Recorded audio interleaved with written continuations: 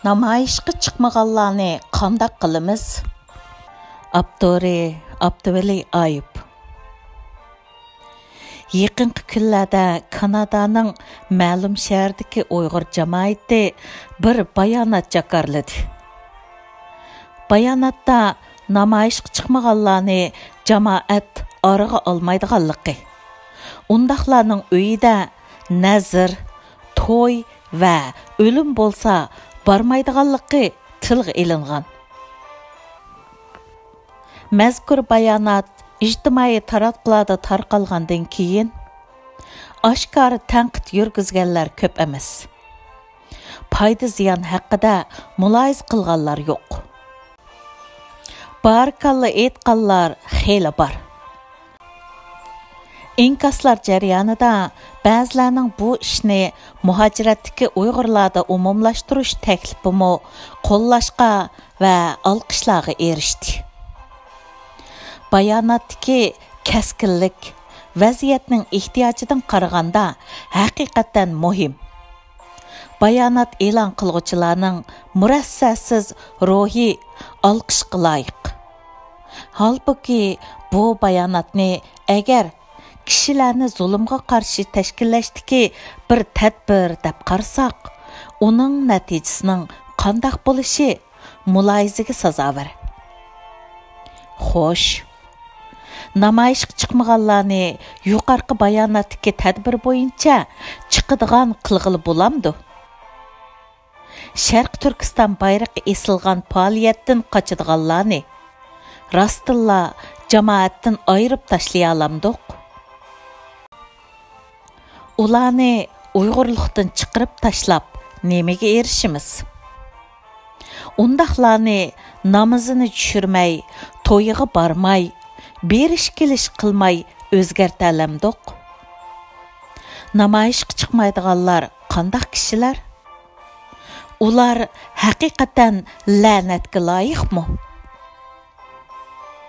Bu bayonotdagi tadbirlarning to'g'ri xatoligi qanday unum berdiganligini muloyiza qilishdan burun muhojiratdagi Uyg'ur tashkilotlarning bundaq bir bayonotni chiqarishiga sabab bo'lgan omillarga bir ko'z yugurtib chiqayli. Xitoyning ziyonkashligi, islohotsizlik, saposizlik va da'vo sifatidagi bir qismlarning zaharxandaligi sababli Uyg'ur tashkilotlari to'xtamay parchalanish, ojizlash, ko'nrash va puchaklashib ketishdan xoli bo'la olmadi. Tashkilotlardagi bir qism adovatxo'r, hasadxo'r, fitnaxo'r odamlar da'vo, millat, mustaqillik degan muqaddas so'zlarni qalqon qilib, turli hiyla-mikrlardan foydalanib, o'zining razilligini joriy qilib keldi.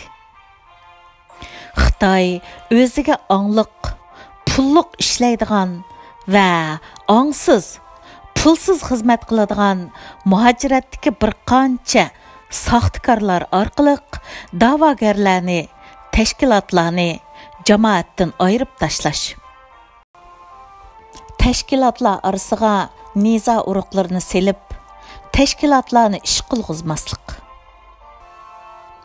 jamoat fikrlarini qarma-qarshi qutblarga yetaklash, ahamiyatsiz temalarga, ichki ziddiyatlarga burash va turli qalaymaqonchilik, patparaqchilik paydo qilish orqali millatni da'vo va da'vogarlardan umidsizlantirish qatorliqlarda belgilik unum hosil qildi. Bu oqibatda kishilarning tashkilot va tashkilotchilardan uzoq turishiga, oshkora yaqinlashmasligiga sabab bo'ldi. Xitoy hukumati yana yerlik soqchi doiralari orqali Uyg'urlarga birma-bir besim ishlatib, ularni tashkilotlar uyushtirgan turli faoliyatlarga qatnashtirmaslikka jinining bericha urinib keldi. Vatandagi urug' tuqqan va do'st yoralarining xabarini ololmay, aslida ojiz bir ruhiy holatda yashayotgan kishilarga yuqorqidek tahdid va aldashlar ta'sir qildi. Natijada ular o'zini Uyg'urlar yig'ilgan turli faoliyatlardan tortib kelmoqda. Yuqorqi sabablar bilan kishilar da'vodan yiroq turayotgan ahvolda jamoatning qo'llashiga noil bo'lolmagan tashkilotlarning yuqorqidek tadbirni o'ttirg'i qo'yishdiki kaskinligi to'g'ri. Ammo amaliyotchanlik nuqtasidan qaraganda ancha unumlik deb ketgili bo'lmaydi. Afsuslik bilan shuni deymizki, muhojiratda namoyishga chiqadigan Uyg'urdan chiqmaydigan Uyg'ur ko'p. Shunga bu tadbir bilan namoyishga chiqmaydiganlarni chiqadigan qilg'ili, haqda turdiganlarni ko'paytib, turmaydiganlarni yolg'iz qo'yg'ili bo'lmaydi. Siz ularni jamoatga qo'shmasangiz, ular o'z ichida jamoat bo'lib yashayverdi. Siz qancha tanqid qilsangiz, qancha shikoyat qilsangiz, qancha yaklasangiz, ularning johilligimi shuncha kuchaydi. Namoyish qilmaydiganlar yaklangan siri da'vodan zerikib, texmi passiblashadi. O'z millatidan kelgan zarba bakrak ichiga o'tib ketib, qarshi maydonga o'tib ketmaydi. Bakrak zarba yeganlari o'ch elish uchun Xitoyga tayinib harakat qilmaydi, degilimi bo'lmaydi. Uyg'ur madaniyati nuqtasidan qaraganda namoyishga chiqmaganlardan aloqani butunlay uzgil bo'lmaydi. Chunki namoyishga chiqadigan Uyg'urlarning chiqmaydigan do'stlari bo'ladi. Uyg'ur qoida yo'sulliq bir millat. Hammamiz mayli xolayli xolamayli shu qoida yo'sullarga uyg'un yashagandila qinimizga singan Uyg'urlikdan huzur his qilamiz. Bir odamning namoyishdagi passibligi sabablik o'limlik bo'lsa, uyiga patlab bormaydigan, og'risa, balasi tug'ilsa yo'qlamaydigan ishni ko'pincha odam qilaman debmi qila olmaydi. Muhojiratda namoyishga chiqmaydiganlarning soni chiqadiganlardan ko'p. Tarkibi murakkab. Ularga birli so'z bilan hukm qilib, hammasini birli tayoqda haydashga bo'lmaydi. Ularning ichida burun Xitoyning ziyonkashligiga uchrab, qamoqda yetib chiqqanlarmi bor. Shunga namoyishga chiqmaydiganlarni Xitoyni qo'llaydiganlar, zulmga qarshi turmaydiganlar deb ketgilimi bo'lmaydi. Namoyishlarga chiqmay yashayotganlar tarkib jihatdan murakkab bo'lib, ularga universitetda, madrasalarda ishlaydigan kattalar, oliy maktabda o'qiyotgan studentlar, Qur'on kurslariga berayotgan taliblar bo'lib, hamma sohadan hamma odam kiradi. Hatto ularning ichida oilasi butunlay tutilib ketgan, tuqqanlari so'roqda o'lib ketgan, Xitoy saqchilari taxta silib uxlatmagan kishilarmi bor. Hatto Suriyaga berib jangga qatnashganlardan namoyishni rad qiladiganlarmi bor. Shunga namoyishga chiqmaslikni iymonning ojizligi, ruhning zaifligi desakmi, bilimning kamligi desakmi, qo'rqinchoqlik desakmi, chek basmaydi. Ish qilib namoyishga chiqmaslikqa birli sabab yo'q. Sabablar murakkab. Shunga ularni bir tayoqda haydab, yaklab, tanqidlab, dushman ko'rib, o'zgartib bo'lmoq qiyin. Kuzatishimcha, namoyishga chiqmaydiganlar ichida haqiqatan oilasiga hech ish bo'lmagan, birariga ziyon yetgan bo'lsa-mu, qolgan urug' tuqqanlar bilan ko'rishayotgan kishilar bor. Undaq kishilarning o'rtaqligi ularning teni chet elda erkin bo'lgan bilan ruhi ota-onasini qo'rqitayotgan vatandagi usti ochiq turmaga band qilinib ketgan. Shunga ulardan ovoz chiqmaydi. Muhojiratdagi ba'zi Uyg'urlarning qilinayotgan da'vodan haqiqatan umidsiz. Ularning da'voga, adolatga, Uyg'urga ishonmaydigan bir talay bahonasi bor. Ularning ba'zilari namoyishchilarni nodon, savotsiz, ovorgar ko'rib, ko'zga ilmaydi. Shundaqla bir yerga kelib, namoyishchi Uyg'urni qasaydi. Qasıgancha o'zini haqliqdek his qiladi. Ular namoyishchi Uyg'urning ayib nuqsonlarini bayqab, qancha yaratmagancha ruhidagi qo'rqinchoqlikqa shuncha zo'r tasalli topadi. Ular namoyish qilguvchilarni tanqid qilgancha o'zining maydonsiz zaypanligi texmi yepilib, shu tayini yo'q chala savat xalq bilan illatlik Uyg'urlar bilan vaqirab avar bo'lgandan pulimni topaychu degan xiyolini muqarrarlashtirdi. Tekshirishimcha, muhojiratda namoyishdan qochadigan kishilarning ko'pi vatandagilarga ziyon yetishdan ansiraydi. Ular shu ziyonning rostligini isbotlaydigan voqealarni to'xtamay izlab turdi. Biror guvohlik berguchining oilasiga zulm yetgan hamon o'zining naqadar oqilona yashayotganligiga chin putidi. Chunki inson qilmishini aqlab yashashga muhtoj. Ularning ba'zilari muhojiratda bo'layotgan har qanday faoliyatni, vatandagi zulmni texmi kuchaytirdi, Uyg'urlarni tutib ketishga sabab bo'ladi deb iymon keltirdi. Namoyishga chiqmaydiganlarning qatorida o'zi qo'shilmasimi, namoyishga to'p qo'shishdan bosh tortmaydiganlar bor. Ular Uyg'urlarga foydaliq har qanday ishlarda yo'shirun, ammo faol harakat qiladi.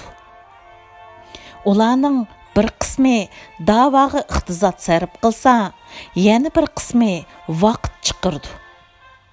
Ba'zilari namoyishga chiqmagan bilan Uyg'urga tunsiz kasb o'gitidi, ilm tarqitidi, til o'gitidi. Ba'zi namoyishdan qochadiganlar Uyg'ur tashkilotlarga haqsiz mulozimat qiladi. Ba'zilar namoyishdan uzoq turgan bilan ona til o'qitishiga barliq bo'sh vaqtini ataydi. Shundoq o'zgacha Uyg'urlarmi bor. Vatandan ajoyib maxfiy rasm, sin va hujjatlarni ilib chiqadi-yu, ammo namoyish bor yerga, da'vo so'rinlarga yaqin yo'lamaydi. Namoyishga chiqayotganlarni chiqmaganlardan ustun ko'rib ketgilimi bo'lmaydi. Chiqayotganlarni butunlay ishchidan chiqirib chiqdi degilimi bo'lmaydi. Muhojiratda uzun yurgan do'stlarga ma'lumki, siyosiy panohlikqa iltimos sungan ba'zilar rasmiyatlari chiqishdan burun ajoyib aktiv bo'lib ketadi. Ishlar bitganda undaqlarni hech yerdan ko'rgili bo'lmaydi. Agar jazolashga to'g'ri kelsa, mushundaq kishilar jazolansa haq.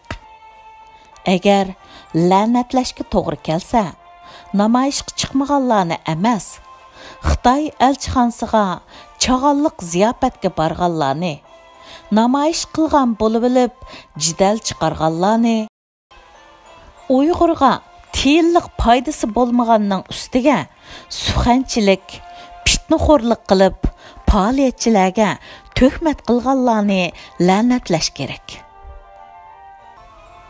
Namoyishga chiqmaydigan kishilarni jamoatdan ayirib jazolash to'g'ri desak, ularning kimligini aniqlash kerak. Namoyish maydoniga yuz ko'zini qora niqobga yo'gab chiqadigan, ko'zoynak taqab, maska tortib chiqadiganlarmi bor?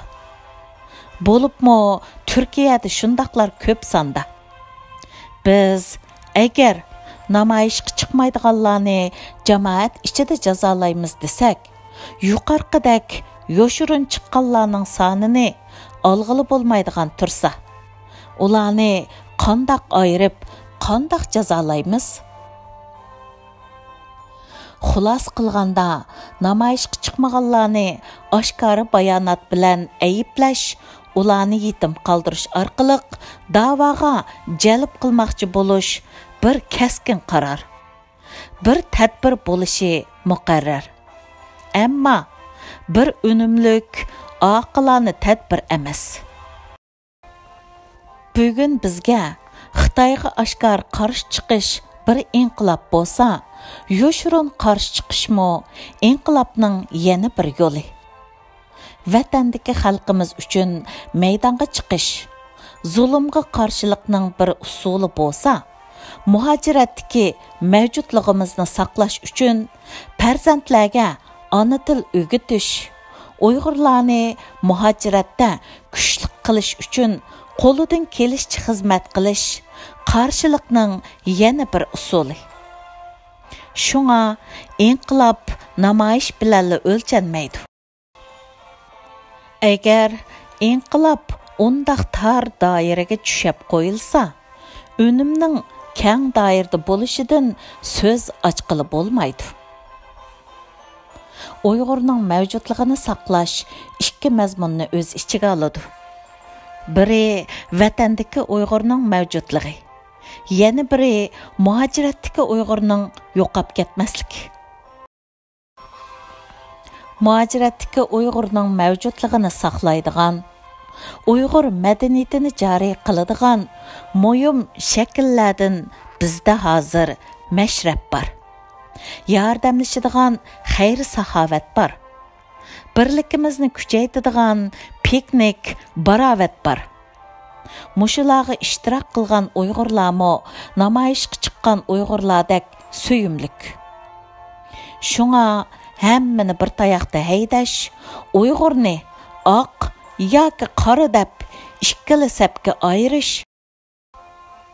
bizga do'st bo'lmaganning hammasini dushman tutish, bizni zidliklar ichiga patirib qo'ydi. Ziddiyatni kuchaytirib, birlikimizni zidilaydi. Agar millat mavjudlik vayimisida qolgan, psixikimizdan chataq chiqib, normal odam bo'lolmayotgan, vatandan xabar ololmay, sarosimaga tushib qolgan bu kunlarda biz yanala mushundoq oqtog'liq, qortog'liq deb ikkiga bo'linib, bir taraf ikkinchi bir tarafni bo'ysundirmag'icha paqisiga qonmaydigan o'chmanlik, qisosxo'rlik, adovatxo'rlikqa band bo'lib ketsak, qo'limiz ishga bormaydi. Bir do'stimiz 2, bir natijamiz 3 bo'lmaydi. Natijada tashkilotlarimiz dushmanga qarshi turadigan zamonaviy istiqomga emas, doim ichki ziddiyatga taqobil turadigan o'ttir asrdagi shohlar va shayxlar yig'ilgan saroyga aylanib qoladi. Tugadi. 2019 yil 24 iyul Bergin.